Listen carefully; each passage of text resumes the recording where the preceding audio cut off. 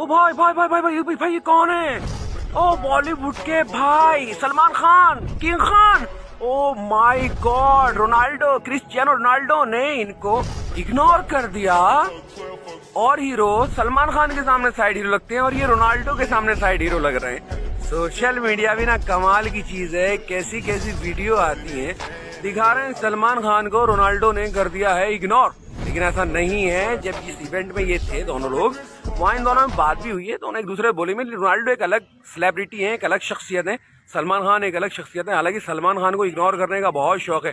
अभी तो एक पैचअप हुआ है टाइगर 3 में, जो गाना गाया है ना, किसके साथ, अरिजीत सिंह के साथ, वो पैचअप अभी हुआ है। उससे अलग भी कई किस्से हैं इग्नोर मानने के, चाहे फिर वो विवेक ओबराय क्यों ना हो।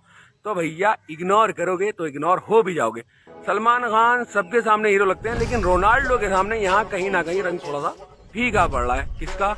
बॉलीवुड के दबंग भाईजान का। अगर ये वीडियो पसंद आई है तो लाइक कर दे, शेयर कर दे और कमेंट्स करना बिल्कुल ना भूलें।